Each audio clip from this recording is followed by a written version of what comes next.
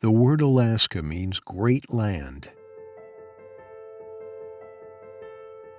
The 49th state, known for its size, is a place of vast snow-capped mountain ranges, crystal clear rivers, spectacular wildlife, and unpredictable and extreme weather.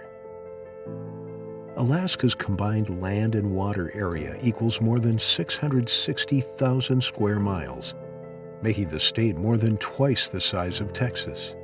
The Alaskan islands that stretch westward from the main landmass make Alaska very wide.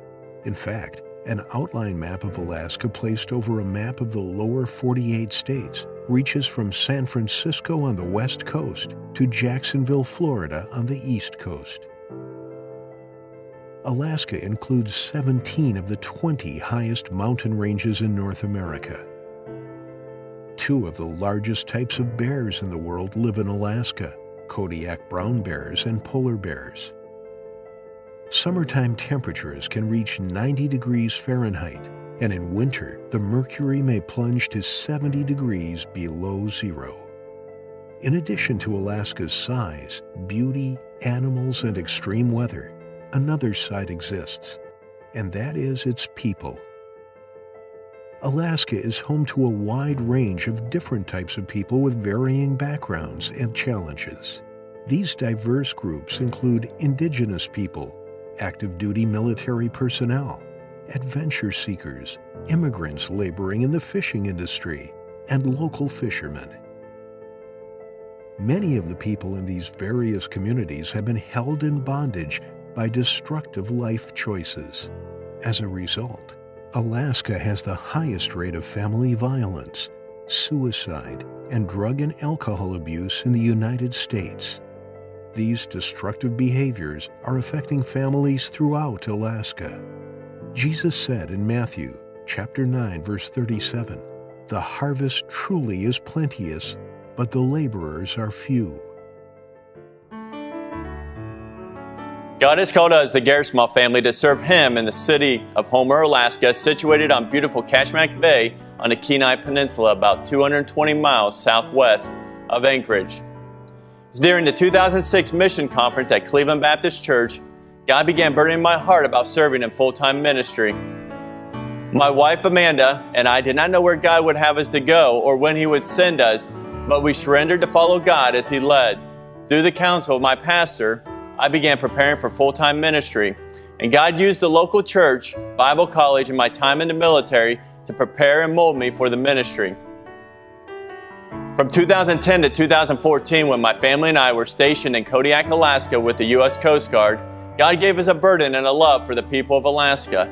In 2016, God used a missions trip to make it clear to me to separate from the Coast Guard and step out by faith in full-time ministry. In 2017, God led me and my family on a survey trip to Alaska. While we were there, God showed us the great need for laborers throughout the state. The city of Homer is where God specifically opened the door for us to partner with veteran missionaries Glenn and Sharon Harbaugh.